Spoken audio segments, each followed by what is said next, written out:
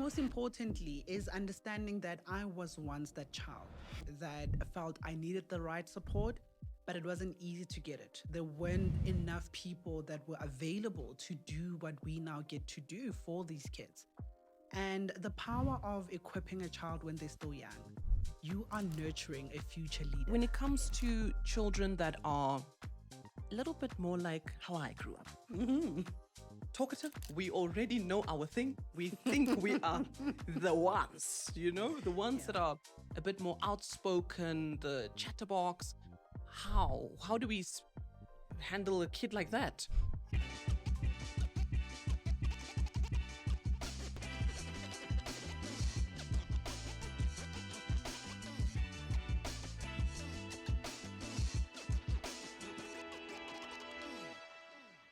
Ever wondered if your child could be a confident speaker? If they could be that person that bedazzles the audience? Maybe you thought it's something they could be born with, but maybe we have a different story for you today. Thank you for joining us on the Unforgettable Speakers Junior program, and I'm not alone. Welcome. Thank you for joining us, Rose. How are you today? Thank you, Palesa, for having me. And I'm doing great. What about you? I'm doing well. It feels strange to have someone sitting, on the platform with me. But thank you for making the time. So just tell me a little bit about you and your professional title. What do you do? Yeah, interesting. So I am a public speaking coach and I specialize in juniors. So we're talking kids of various age. But obviously, outside of that, Rose is a mom, she's a wife, she's a homemaker, she's a scholar of life, most importantly. So, yeah. That's beautiful. That's beautiful. So you have your own little one and you can understand what we are imagining about our kids. Yeah. And then tell me, what was your journey with communication and speaking looking like over the past few years? So what's your journey? How did you end up becoming a public speaking coach? Yeah, so my journey has a lot of growth in it. Coming from an environment where English is a medium of instruction and not for conversation, I learned very early on that I needed to start having those conversations with myself to build on the skill and the capacity. Because when you see other people doing it out there, and you're like, yeah, but my environment is limiting me, but it doesn't mean I can't grow. So I learned very early on, and I spoke my way out of anything. I spoke my way through certain opportunities that were not even available at that point in time. And I found a way to speak through them. It's still a learning journey. There's still so much I'm learning about communication as a whole. It's ever evolving, and that's why you can't stop with it. Awesome. I love the word environment. Because that's literally what I believe shapes our communication from a young age, especially. Lovely. I love your tenacity to go out there and do it for yourself, right? A lot of children don't have that. If someone isn't guiding them, they won't know what to do. So, was there a moment where you realized that the power of communication? So, meaning a moment where you could see, you know what, this is why it's worth it. Definitely. I think it was when I was invited to do my TEDx talk.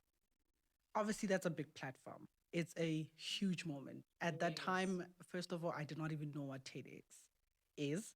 And I had to go study and learn and see exactly how big it is. And it was in that moment that I realized that I'm not just talking in my community hall to people that I can switch code and language that they can understand. This one requires me to show up at my best. And I needed a coach. And that's what I did. I went out and I got a coach so I could be fit enough for that platform because I knew that the message I needed to deliver there, I couldn't lose the focus of the people that would watch it. Sure. How old were you when you were doing your TED talk? I was 16. Yeah. I was 16. Sure. What were we doing at 16, guys? Were you worried about doing TED Talks and being relevant?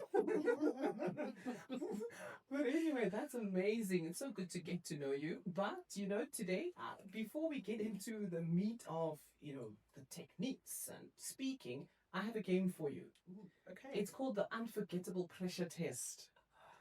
All the best, right? So, pressure. So how this game works, you can play it along with us at home as well.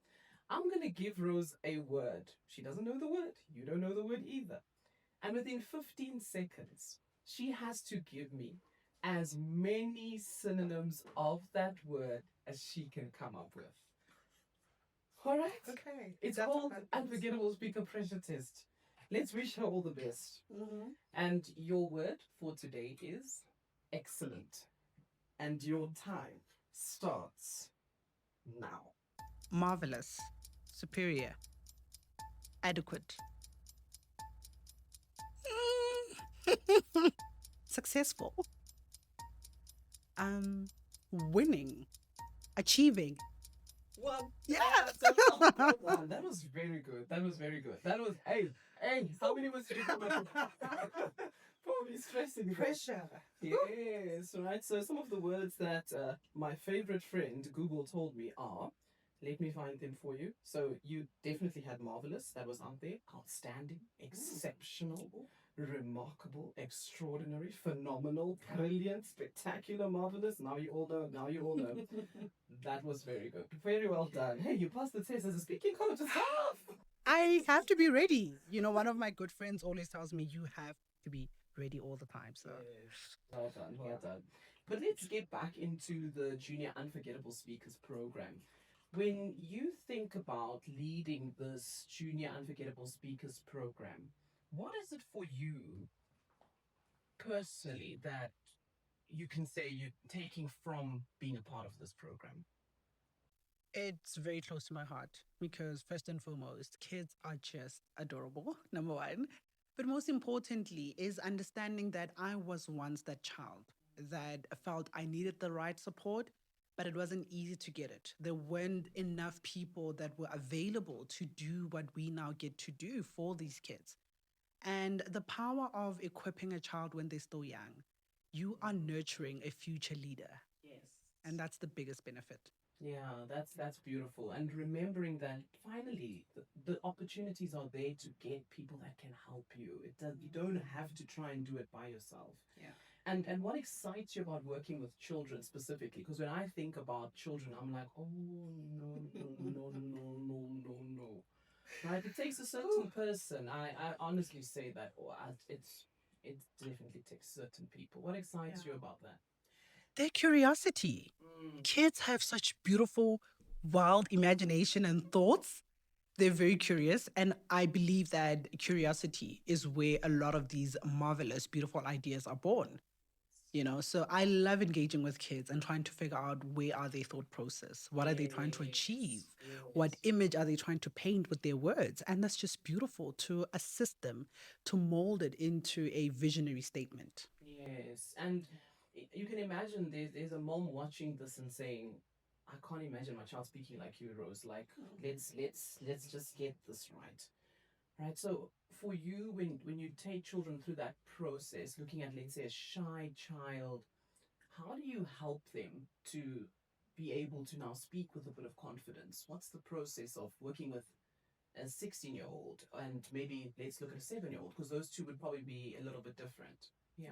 I'll start with the quote. Yeah. Conversation is the birthplace of action. And with every child, they need to feel engaged in a conversation with you, to trust you enough to allow you in their space where they can now communicate back because that's what you're trying to do with the shy child. You're trying to get them to be comfortable enough to speak their mind, feeling that they're not going to be judged. And if they make a mistake, it's a learning opportunity rather than being victimized or to be shunned. So, Yes, that's very very valuable because I think for people that consider themselves to be shy, even as adults, the one thing I've realized is they're only shy until they get to talk about something they're really either very passionate about or once they feel, I'm comfortable with you and I've warmed up. And you said the word conversation, and that's literally it. yeah. It's not a performance, it's a conversation. Yeah. Love that.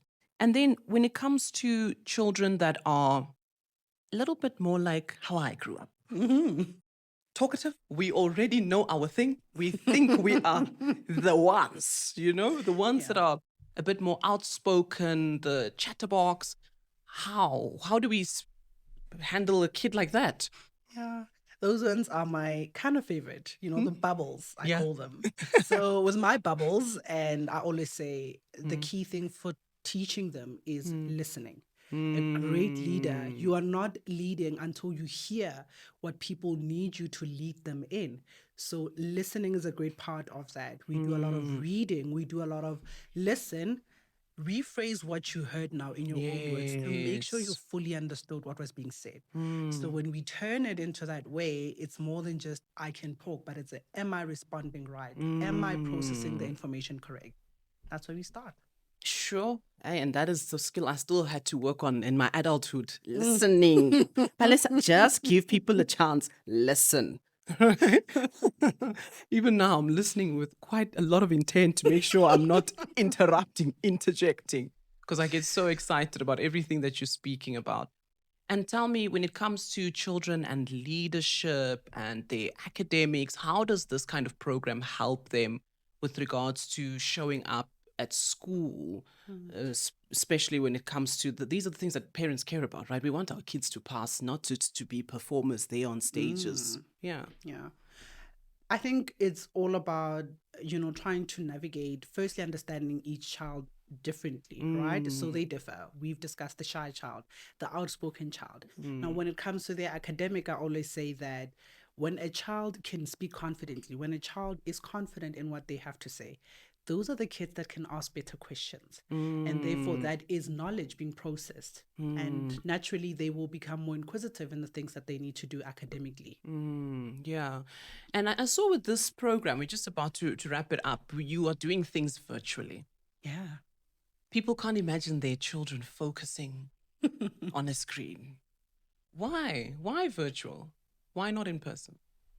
The world is already virtual, right? Every trade, every business transaction, there's an element of virtual around it. Yeah. So we are preparing these young children for the future they are stepping into. And one of the best things that I've learned is that if you can command a room virtually, Yeah. in person becomes so much more smoother. Yes. Because now you can read a person's body language, but the tough time is when you have to do it without seeing the person's reaction on the other end, but still keeping them engaged. Yeah. Now that's work. That's work. What we're doing here, we've kept you until this moment. That's hard work.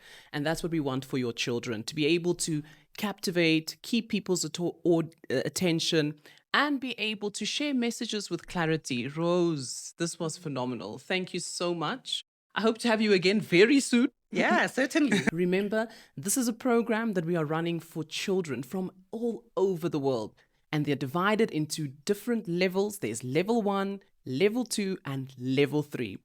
This program will be offered over 6 months. Yes, where we're teaching your children all the way from confidence to speaking impromptu. And this would be one of the best investments for you as a parent to make in a child that is going to be a leader, a history maker. The program has also support where we have an English teacher and a speech therapist that joins the program, supporting the public speaking coach to help them to elevate and be holistic speakers. If you want more information on this program, I'm going to drop you a link. Ensure that you sign them up quickly because it's limited seats, as well as you don't want to find yourself looking at it saying, 6 months' time, that's very far. Until we see you again, remain Unforgettable. unforgettable.